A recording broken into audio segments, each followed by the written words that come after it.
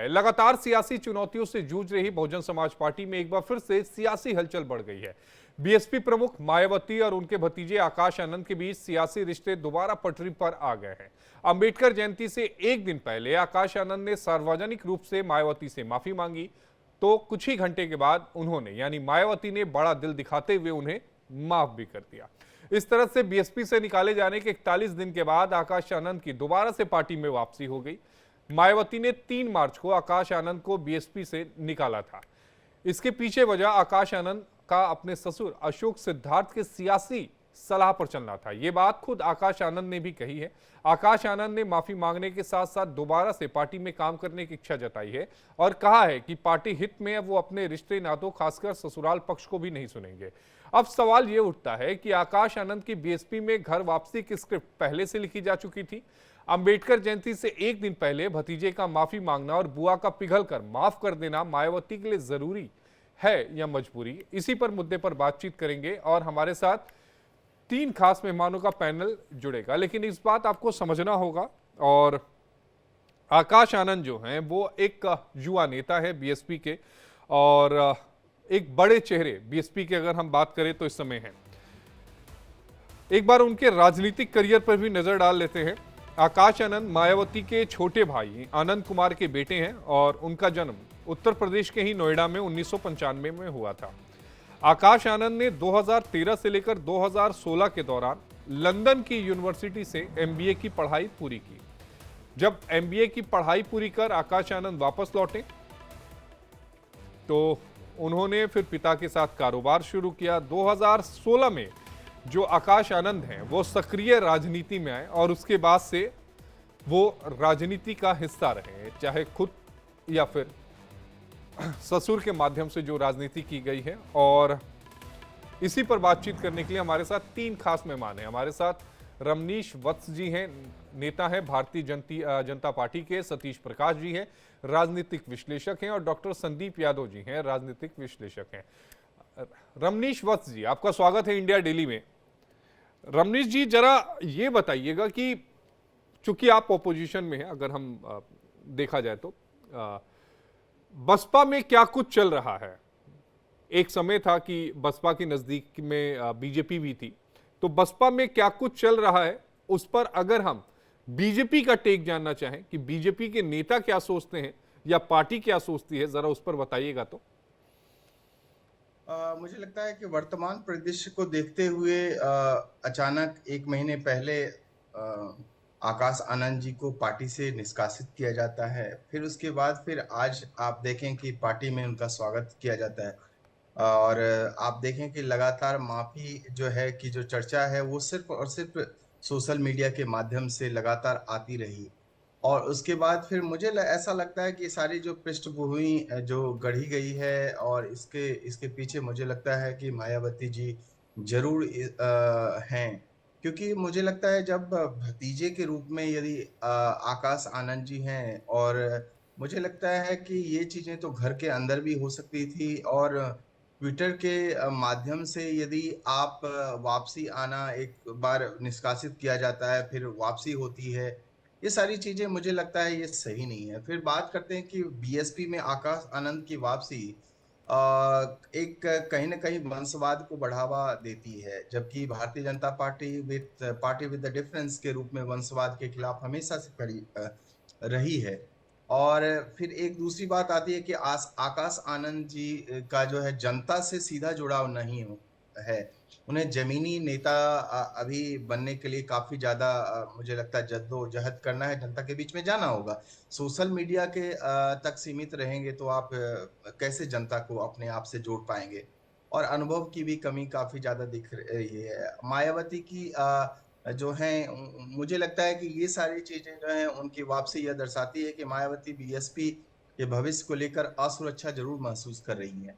भले ही वो अपने आप को ये बात कहती हैं कि मेरे बाद कोई उत्तराधिकारी नहीं, आखिर उत्तराधिकारी नहीं है आखिर, तो फिर वापसी कैसे इनकी फिर दोबारा होती है। किसी और नेता के बारे में चर्चा होती, तो मुझे लगता है उत्तराधिकारी हो या ना हो, आकाश आनंद जी उत्तराधिकारी भविष्य में तो मुझे जरूर दिखते हैं।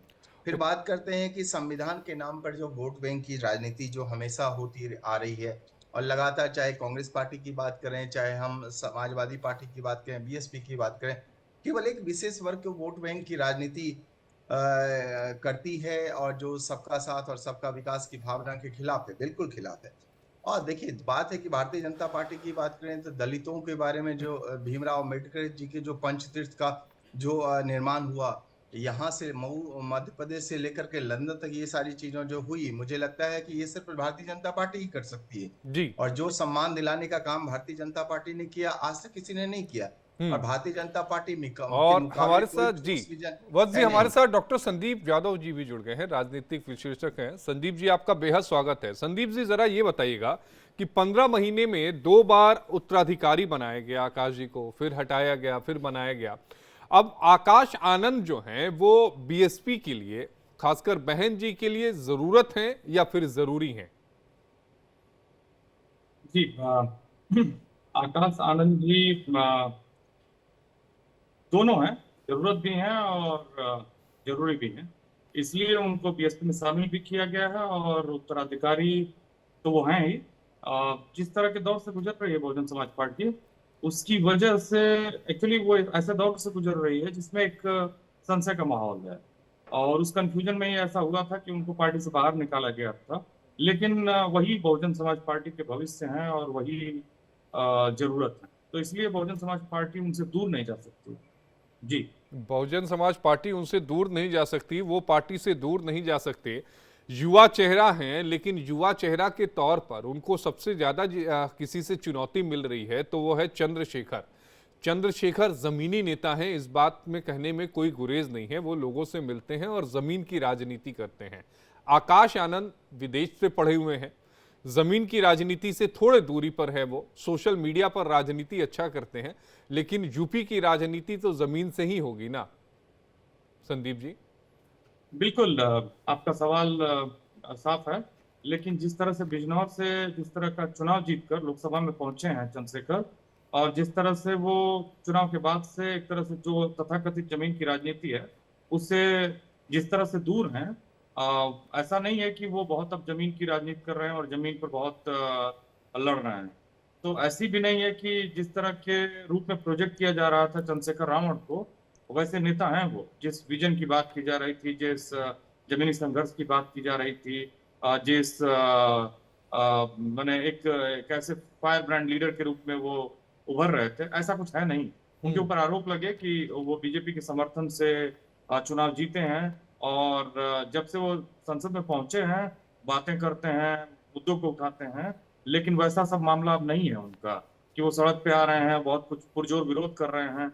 मतलब ऐसा भी नहीं है। तो जो संदीप लोग जी, समझते हैं मतलब आप कि ये कहना चाहते हैं कि चंद्रशेखर रावण जो है वो इंडिविजुअल अच्छा खेलते हैं, लेकिन लीडरशिप वाली जो क्वालिटी है कि एक साथ सबको लेकर चलना, वो मिसिंग हो गई है। देखिए, लीडरशिप की क्वालिटी नहीं, खाली केवल लीडरशिप की क्वालिटी का मामला नहीं है। हम्म। राजनीति में जमना और राजनीतिक वो दूरदर्शिता दिखाना बहुत आसान काम नहीं है। वो उस दिशा में बढ़ रहे थे, बढ़े भी हैं। लेकिन जो जिस तरह के रूप मैंने जिस तरह के विजनरी लीडर के रूप में प्रोजेक्ट किया जा रहा है कि पूरे वो दलित समाज को या वंचित समाज को प्रोजेक्ट मैंने एक तरह से दिशा दे पाएंगे या उसको शामिल करके उनकी एक पूरी क्या कहा जाए, उसको आवाज दे पाएंगे, उसके नेता बन पाएंगे, ऐसा मुझे नहीं लगता है। उसके दो कारण जी। कारण ये है कि जो दलित बहुजन नेताओं के सबसे बड़े नेता के रूप में उभरे अंतिम नेता जिन्होंने संगठनात्मक रूप से काम किया वो थे कांसीराम जी। जी। कांसीराम जी ने सबसे ज्यादा जो दलित एक तरह से जातियों की आवाज बन पाए वो, और उसका मुख्य कारण था वो ओबीसी को उभारने का काम। सबसे ज्यादा ओबीसी जातियों के लोगों को नेता बनाने का काम संगठनात्मक रूप से, वैचारिक रूप से मान्यवर कांसीराम ने किया। तो जब तक विचारधारा की राजनीति में स्पष्टता नहीं होगी, तब तक किसी भी व्यक्ति को इस बड़े समाज का नेता बनना संभव नहीं है। वो विचारात्मक स्पष्टता, विचारात्मक दूरदर्शिता, विचारात्मक नैरेटिव का काम, संगठन को बनाने का काम वो चंद्रशेखर में नहीं है। अगर आप ये कहते हैं कि आकाश आनंद एक परिवार विशेष से आते हैं, तो आप ये भी जान के चलिए कि वो जो विचारधारा की स्पष्टता है वो भी चंद्रशेखर में मिसिंग है। तो ऐसा नहीं है ये सब बातें हैं जो एक नेता को बनाती हैं, और इतना आसान नहीं है एक नेता बनना। तो ऐसी स्थिति में मुझे नहीं लगता है कि आकाश आनंद जिनको बहुत हल्के में मेरे हिसाब से लोग माने कह रहे हैं, ऐसा भी नहीं है। आकाश आनंद समय आने पर, मौका मिलने पर चंद्रशेखर रावण से कई गुना भारी पड़ेंगे। चंद्रशेखर रावण से कई गुना भारी पड़ेंगे। मैं आपसे अगला सवाल लूं, लेकिन उससे पहले रमनीश वत्स जी से एक टेक ले लेता हूं। रमनीश वत्स जी, आपको क्या लगता है, रावण या फिर आकाश आनंद? डेफिनेटली मुझे लगता है चंद्रशेखर रावण दलितों की जो राजनीति करते हैं, और ये देखा जाए तो जमीनी नेता के रूप में उभरने का, और मुझे लगता है दिखाने का काम ये भी है कि वो अपने आप को दिखा रहे हैं कि सबसे ज्यादा हम दलितों का मसीहा आज के परिदृश्य में हम हैं। और मुझे नहीं लगता है कि जमीनी हकीकत यह सही नहीं है, जबकि जमीनी हकीकत जब ये दलितों, अभी कुछ दिन हाल पहले की घटना है कि दलितों, एक दलित युवती का जब रेप हुआ था, उसमें मैंने एक बार भी नहीं देखा, एक ट्वीट तक नहीं आया, ना तो सोशल मीडिया के माध्यम से, ना तो वो वहां पर गए। और बात है कि चंद्रशेखर रावण, यदि आप सनातनियों और हिंदुओं का और देवी देवताओं का, कभी कभी हमने देखा कि इस तरह के उनके बयान आए हैं, अपमान करने वाले बयान। तो और खास करके चंद्रशेखर रावण की बात करें, चाहे आज जो बात हो रही है कि भले ही आकाश आनंद अभी जो पिछड़ते हुए नजर आ रहे हैं चंद्रशेखर रावण से, लेकिन आगे आने वाले समय में ये बात सच है कि आकाश आनंद एक उभरते हुए नेता, खास करके, और मायावती जी का आशीर्वाद तो बिल्कुल मिलेगा, और मायावती जी के साथ अभी भी दलित जो वोटर बिल्कुल है।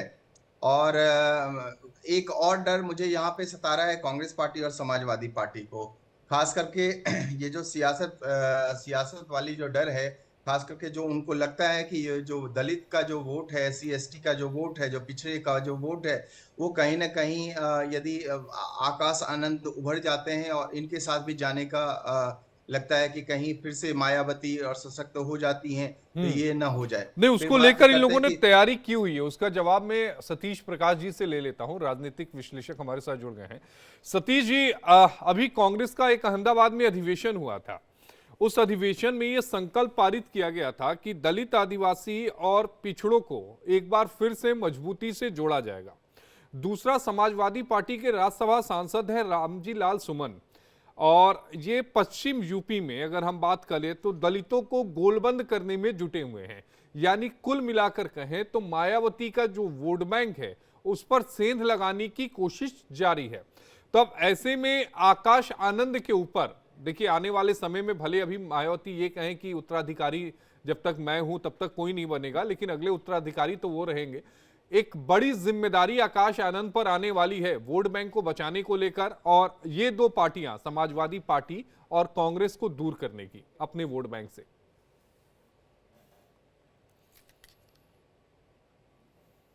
देखो, मेरा मानना कुछ और है। कोई भी, देखो, भारतीय लोकतांत्रिक व्यवस्था की यही खासियत है कि कोई भी दल, चाहे वो कांग्रेस हो, समाजवादी पार्टी हो, बीजेपी हो, या कोई भी लोग हो, हर आदमी को वोट मांगने का अधिकार है ना, हर व्यक्ति को वोट देने का अधिकार है। लेकिन देखो, दो तीन चीजें हैं। आपकी सोच क्या है? आप सिर्फ दलितों की वोट ही चाहते हैं? देखिए, आज बाबा साहब डॉक्टर भीमराव अंबेडकर जी की जयंती है, और इस जयंती के मौके पर पूरे देश का दलित ये उम्मीद करता है कि क्या भारत में आज भी, राजस्थान में आज भी एक दलित के प्रवेश के ऊपर कहीं ना कहीं मंदिर धुलाया जा रहा है ना? आज भी दलित उत्पीड़न की घटनाएं खत्म नहीं हुई ना? आज भी जो संविधान, जो आरक्षण को लेकर के जिस तरह का नजरिया, अब जैसे कांग्रेस है, कांग्रेस ने एक प्रस्ताव पास कर दिया। क्या प्रस्ताव पास कर दिया भाई? कि आपको सिर्फ दलितों की वोट चाहिए। जब आरक्षण में वर्गीकरण हुआ तो क्या कांग्रेस को उसके ऊपर कोई बयान नहीं देना चाहिए था? जब इस देश का दलित सड़कों के ऊपर था, उसको लग रहा था कि उसके आरक्षण का वर्गीकरण नहीं होना चाहिए, लेकिन कांग्रेस का आज तक कोई बयान नहीं है। समाजवादी पार्टी अगर पीडीए की बात करती है तो पीडीए सिर्फ वोट लेने के लिए थोड़ी है। आप उनके राइट्स की बात होती है, उनके अधिकारों की बात होती है। जब आप सीटें कम करने की बात करते हैं तो तमाम चीजें ये कहीं ना कहीं आ जाती है। तो मेरा कहना यह है कि दलित को सिर्फ आप एक वोट बैंक के तरीके से यूज मत कीजिए। वो इस भारत का हिस्सा है, और इस देश के नीति निर्धारक को, चाहे वो किसी भी दल के लोग बाग हो, कि भारत की दलित आबादी को बिना मुख्य धारा में जोड़े हुए। जी,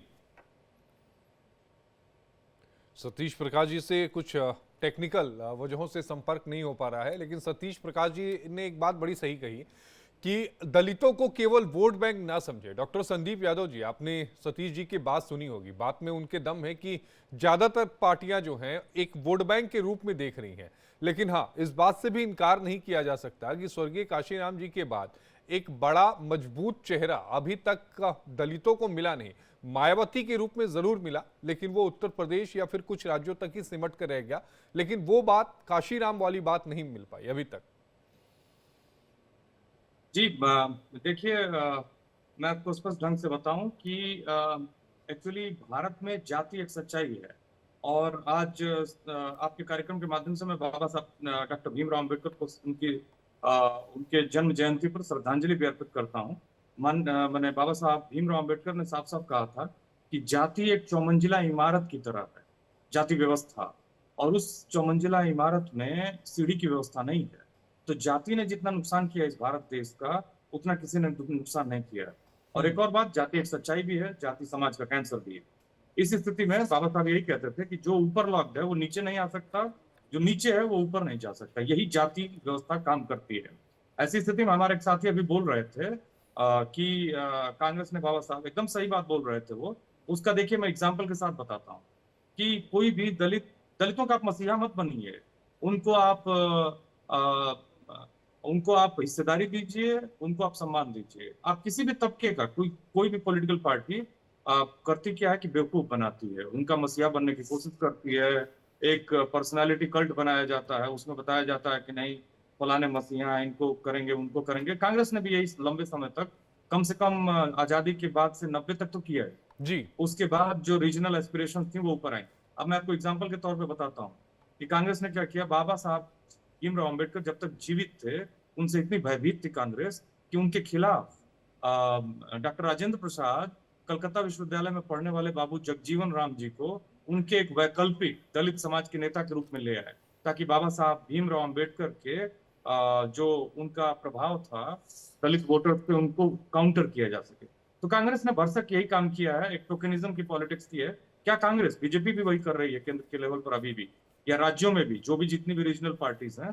तो इस बात को समझिए कि जो दलित समाज है उसको उत्तर प्रदेश में कम से कम अपनी एस्पिरेशंस को हकीकत मिल चुका है। मायावती 4 बार मुख्यमंत्री रही हैं और 90 के बाद के पिछड़े और दलितों के उभार के बाद से ये संभव हो पाया है। तो दलित समाज उस लीडरशिप को वापस चाहता है और वापस पा भी सकता है, क्योंकि जो उत्तर प्रदेश में दलित समाज की आबादी है 20-21%, उसका आधा केवल और केवल जाटव समाज है, जो करीब करीब 11-11.5% है। और आबादी के हिसाब से देखा जाए तो बहुत बड़ी आबादी है। तो उनकी आबादी उत्तर प्रदेश में एक बड़ी आबादी है। ऐसी स्थिति में मतलब उनका रेलिवेंस कभी नहीं खत्म होगा। आप देखिए, बहन मायावती जी पिछले चुनाव में 9% तक वोट पाई थी। कितना भी इनएक्टिव होने के बाद इतना एक बड़ा वोट बैंक उनके साथ है।